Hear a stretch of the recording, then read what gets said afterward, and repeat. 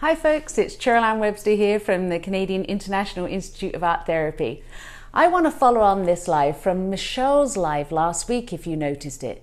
She did a great live on how to use books and altered books as a therapeutic practice. Well, Michelle, I've got an altered book that I didn't create myself, but I have had for years. In fact, I found it at a thrift store quite some time ago, just turning the volume up here, when I was in England still.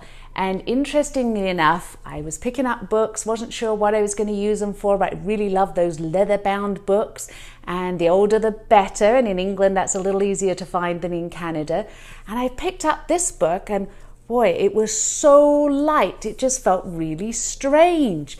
Now, it is quite an old book, and I'll show you the inside. So when I first opened the book, there was this lovely ink swirl pattern as the inside cover. Very, very thin pages. And I realized, oops, I'm not going to be able to read this book, but I just love the feel and the texture of it. If anybody else can read it, you can tell me what it says. And then I turned a few more of those pages and looked at the amazing illustrations and some of those fonts, and whisper thin paper, you can see right through it. And then a few more pages in, and surprise, surprise, an empty cavity. So I didn't create this, but I've always been curious of who did create it and what was in there. And I've used this many times with my therapeutic clients and helping them to sort of use it as a tool for what would you store in it? What would you hope to find in there? And that brought me to really, this altered book is more like a box now. And I am a huge fan of boxes. That led me to another book that's a box. Now this one is not as old. That one, 100 years or so. This one, well, a couple of weeks. Anyway, I found this at a craft store. And there it is, looks like a book, sort of. And it's got this nice magnetic clasp, but really it's a box, already decorated on the inside. So that sort of evoked memories for me of how I've used books and boxes in my own art practice, as well as with my creative coaching clients and my therapeutic art clients. So I've brought a couple to show you. Now, one of the things most of us in any therapeutic practice tend to have handy is the tissue box. And if we think about it, how symbolic the tissue box is. So I'm going to leave you to recognize within yourself some of the metaphors, messages, and symbolisms that come up as I show you these boxes. So we're starting out with a tissue box. Now, how would it be if this tissue box was empty? Compared to full. What if it didn't have tissues showing, but they were in there? What if they were all coming out, overflowing? It changes the meaning and the messages quite fast. What if they were colorful and pretty? Somebody once asked me why we don't have black tissues. I have no idea. If you know of a black tissue box, let me know. We seem to always have bleached white ones here. So that's one kind of box, but let's go more into creative boxes. Now, I've got a few here, or some that I produced many years ago. This was from a box that I found at a thrift store. I went shopping for jewelry boxes that just straight away look like they should have some kind of treasure in them. And I used them at the time for some teen workshops I was doing, talking about the inside out. How do we express our innermost feelings outwardly in a safe environment and creatively? So I gathered up a whole selection of jewelry boxes, some with a little ballerina that twirled and played music, and others like this one, which was wooden. And then each of the participants in the workshop were able to choose a box that best suited them, represented who they wanted to be or who they thought they were, and then they were able to strip it of paint or varnish or coverings and decorate it and fill it in any way they saw fit, creating a story with the layers and layers of messages and symbols and found objects. So this one actually has a little drawer at the bottom. It annoys me, I want it to be 2 drawers, but it's actually 1. And in that drawer, I've placed some objects that I found interesting to me and have a little message for me.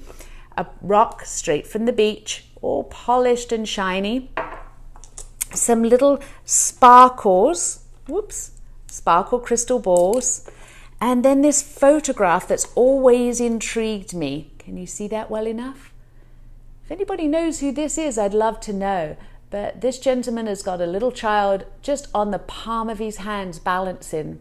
Not sure it's a great idea, but it sure makes for an interesting photograph. And it's dated 1942.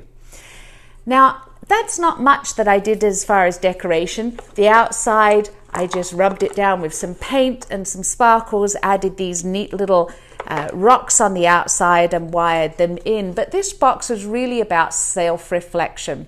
Every time I open the box, it's got reminders that hold memories for me. Now, that little child on the palm of the hands of a father figure is not me, but it evokes memories in me about my own relationship with my father. Some of them are happy memories and some of them not so much. But when I want to look at them, I can. When I don't, I pop them away. Then with this box, it actually has a mirror in the top. There we are, you can see me seeing you, seeing me seeing you.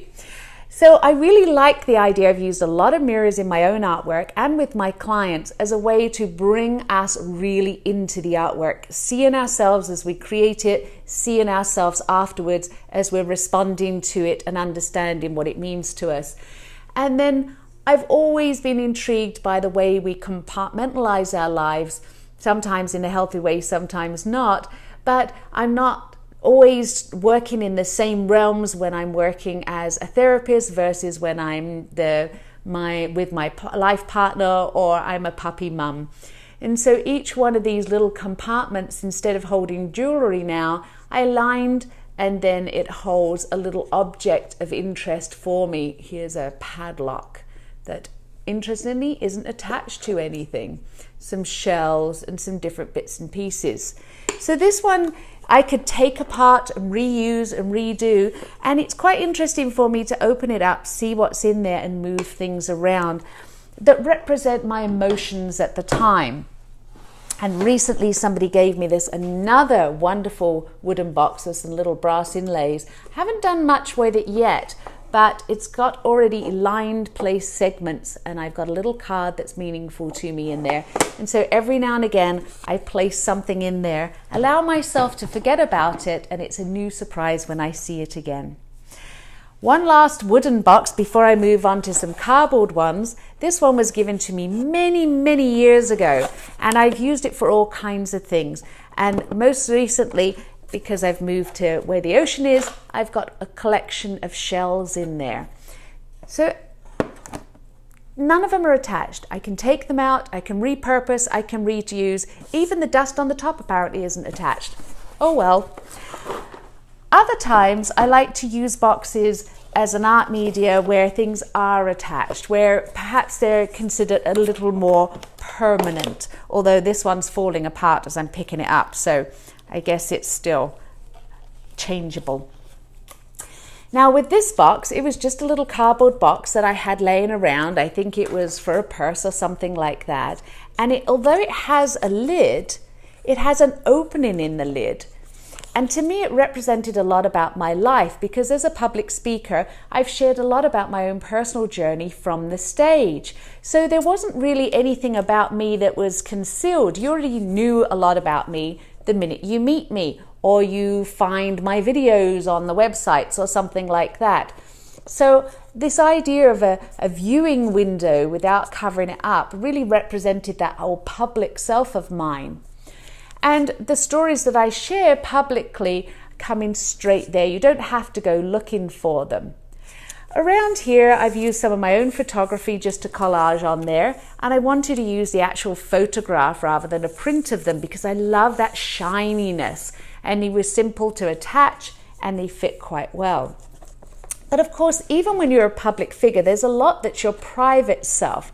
So when you lift the lid here, it looks very much the same, except there's little private messages up the side. I guess they're not that private anymore because I'm going to show you them. But you see, when the lid was on, you didn't see them. You have to get to know me a little bit more and access a little bit more of me. I love it when I can find a box for my clients or for myself that then has another compartment, because I really feel it represents those layers within ourselves. And if you lift this layer, come on out, harder to do one-handed, there we are, but there's an additional layer under that. As you know, I like to use a lot of photography in my work. There's one peeking over my shoulder there. But it might not mean anything to anybody else, but for me it really does. This was a time in my life when I had to give up working in clay because my hands were not functioning the way they should be anymore. And so there is that deeper layer of sadness and loss and grief as I came to recognize I wouldn't be able to work in clay anymore. So that's one of my little expressive self boxes along the lines of an altered book. And here's another one. With this one, the lid actually tucked inside the bottom. I really quite liked that. So I decided to use a primer paint on the base, decorate it with a fun, light-hearted flower on the top, and I left the bottom just as it was when I originally found it. When you lift this lid, I chose to leave the inside of the lid plain. Maybe I'll add a layer to that later. But how different would it be to lift the lid and see something new on this inner side? For me, it was all about the inside. And I love, love, love textures almost as much as I love actually any art material and anything visual.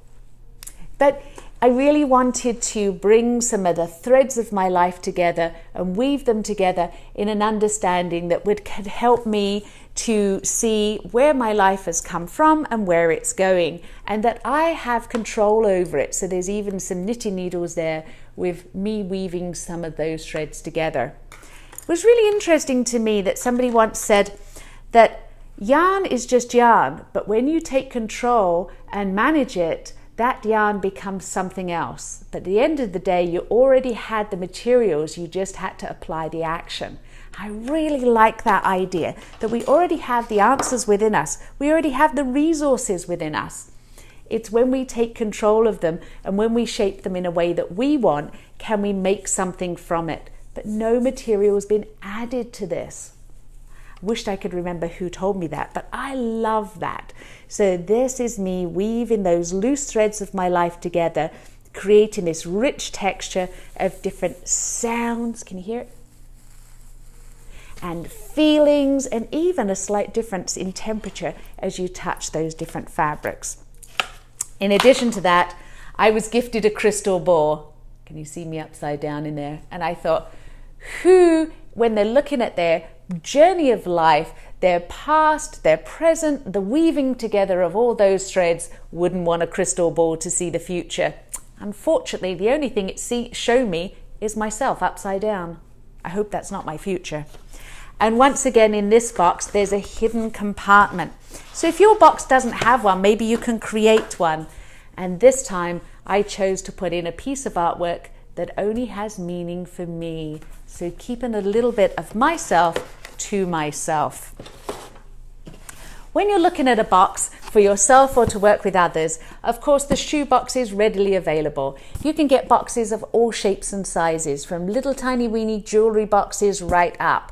So consider the different size of the box. What does that mean for you? The kind of box. What was it before? What will it be?